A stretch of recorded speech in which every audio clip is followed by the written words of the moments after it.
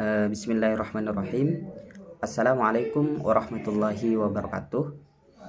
Perkenalkan, nama saya Rondi dari kelompok 3. Di sini saya akan menjelaskan analisis hukum gharar pada mata kuliah analisis fikih dan keuangan yang diampu oleh Bapak Fakih Ali Syariati LC/MSI.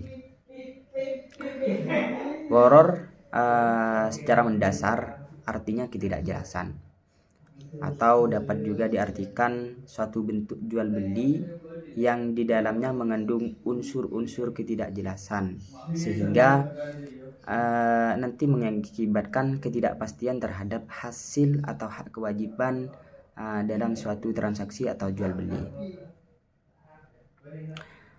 Ketentuan hukum gharar itu dijelaskan dalam surah An-Nisa ayat 29.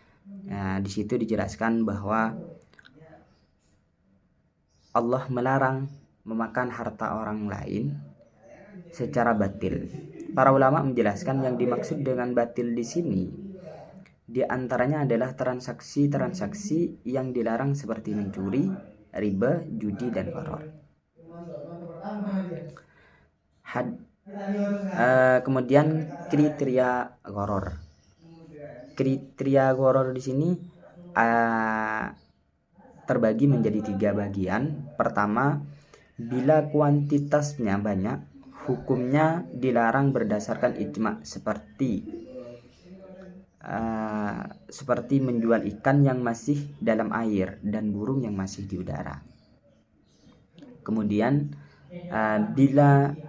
bila jumlahnya sedikit, hukumnya dibolehkan menurut ijma, seperti pondasi rumah, dan ini berlakunya dalam transaksi jual rumah. Kemudian ada juga bila kuantitasnya sedang-sedang saja, hukumnya masih diperdebatkan, namun parameter untuk mengetahui banyak sedikitnya kuantitas dikembalikan kepada kebiasaan.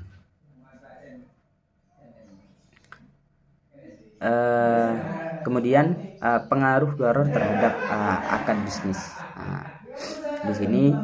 Di sini dijelaskan bahwa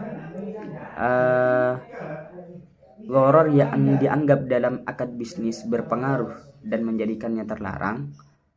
Contohnya ketika kita menjual sesuatu, ketika kita menjual sesuatu dan hal itu keberadaan yang kita mau jual ternyata tidak jelas barangnya yang mau dijual terhadap orang lain. Nah, itu mengandung yang mengakibatkan terhadap gharar, ketidakjelasan. Itu dilarang. Nah, fatwa DSN tentang gharar di sini menurut fatwa DSN MUI nomor 124 garing DSN MUI nomor 9 2018 bahwa gharar adalah ketidakpastian dalam suatu objek, akad maupun mengenal penyerahannya. Gharar dalam perspektif ekonomi dan keuangan. Dapat ditekankan bahwa Islam tidak melarang suatu akad yang hanya terkait dengan risiko atau ketidakpastian. Hanya bila risiko tersebut sebagai upaya untuk membuat suatu pihak mendapatkan keuntungan atas pengorbanan pihak lain, maka hal tersebut menjadi gharar. Menurut Ibnu Taimiyah, sudah jelas bahwa Allah Subhanahu wa taala dan Rasulullah Shallallahu alaihi wasallam tidak melarang setiap jenis risiko. Begitu juga tidak melarang semua jenis transaksi yang kemungkinan mendapatkan keuntungan atau kerugian ataupun netral, tidak untung dan tidak rugi. Yang dilarang dari ketiga kegiatan semacam itu ialah memakan harta orang lain secara tidak benar, bahkan bila tidak terdapat risiko, bukan risikonya yang dilarang.